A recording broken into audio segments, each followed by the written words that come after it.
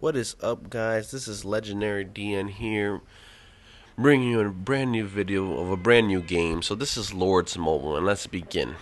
Um, as you can obviously tell, I played other mobile games, and I'm really into mobile games. I think they're fun.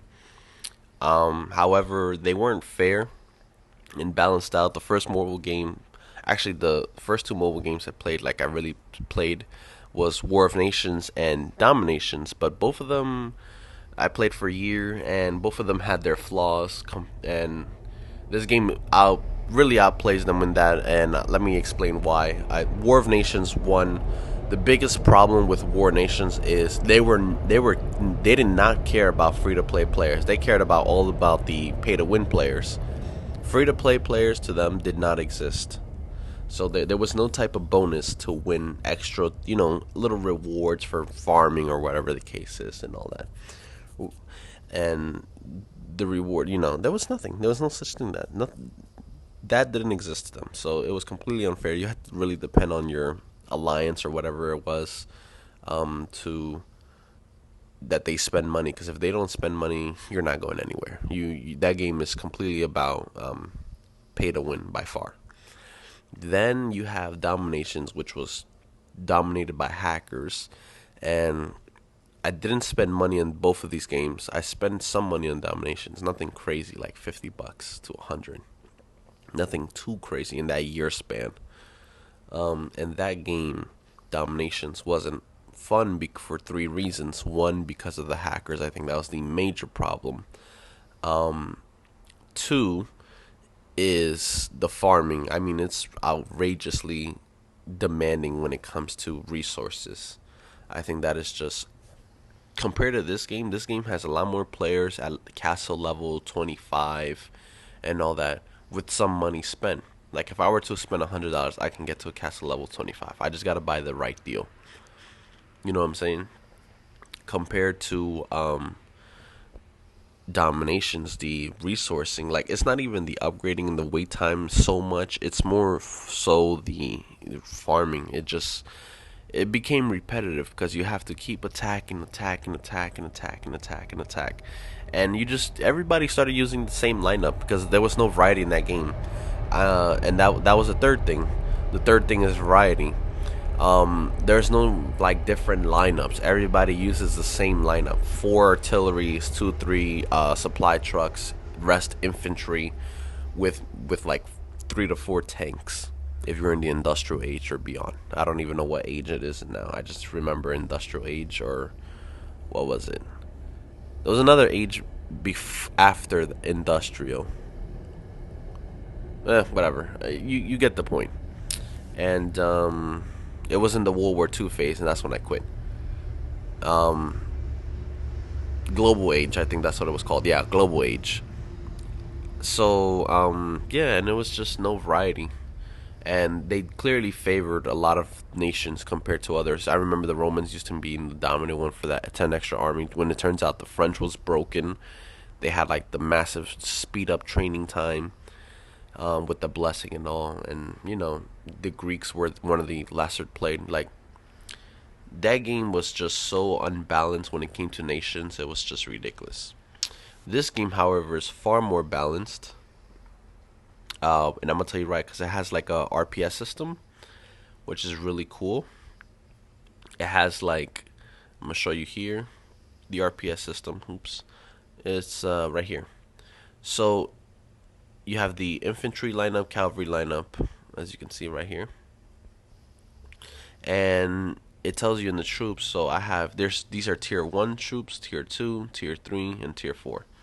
I haven't unlocked tier 4 yet, but I'm getting there. I'm close. Um, so as you can see, it tells you counters, cavalry, and siege, and it tells you countered by infantry and defenses. Cavalry right here counters infantry, countered by range, and then the infantry countered by range, counters range, and then countered by cavalry. So it makes, this is the RPS system, and this game is good with that. Something cough cough DC is not. And yeah, and this game is more fair to free to play players. compared to the most games actually, most mobile games. So, and this game has like 20 million players. And yeah, so that's that. Let me continue on with Kingdom 83. So there's kingdoms in this game. When I first started, I was in Kingdom 83, and supposedly you can.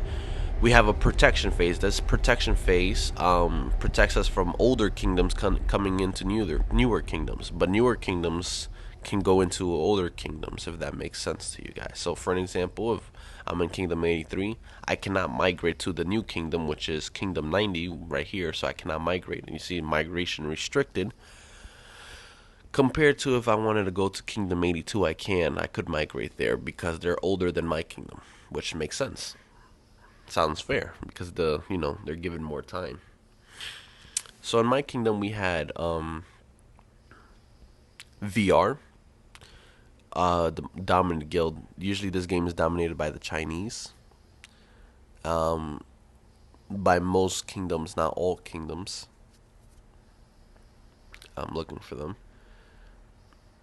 And right here, they were dominated by the Chinese, and then I joined their sub guild at the time, but they didn't like foreigners because they suppose most Chinese guilds do not like foreign players in their guilds. They kind of want to keep it within China, their own people, their own race, which to me is a bit racist. But okay, whatever it is. So if you're not Chinese, you're not gonna join them most likely. They're not gonna allow you to join as much, and yeah. They didn't let me join after when I was climbing the ranks in their sub guild because I was their strongest player there, and they said no still. So I said, fuck it, let me join another guild. And at the time, it was URT. And when I joined URT, a day later, we did a massive mission where we just completely dominated them and just destroyed them. Then we went after Inglorious Bastards because they started gaining some momentum. Some of the VR members started joining them, and I have the old reports to it. The old reports are right here. This was my first attack ever. It didn't go too well. Well, it wasn't decent, but it didn't go too well to me. Because when you have wounded, it doesn't feel like a victory. It feels like a meh. But this is my first rally, and we rallied Casper. He was at the time the strongest player, and we rallied him, and we had some of the best rallies against him. As you can see again. And then lastly right here. So yeah. And then after that, I started attacking VR, but the VR at the time was dead. And then we attacked DH. They disbanded, and because their leader couldn't rebuild and regroup, he just pussied out and just quit the game entirely.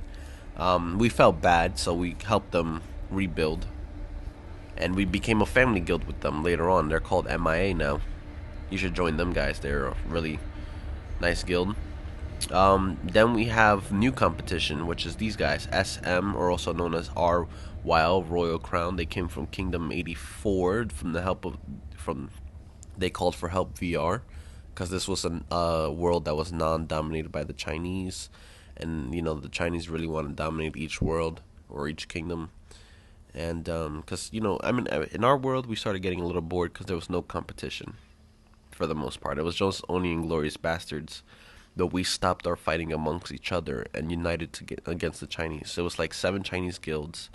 I put them all in my right here: War, ZMC, VR, TW, ZKQ, TXM, RIL, and then there was another one. It was PIK, excuse me. And yeah, they were just not all of them really weak until their strongest players from. This is what happened. Their strongest players started coming in, and then Moonlight started to merge with Royal Crown because we wiped all the Chinese guilds that started joining from Kingdom 84, and they started losing to against us, and they decided to unite, and then they decided to what's his name? They decided to bring their strongest players, and yeah, started being more fun. So let me show you the reports for that.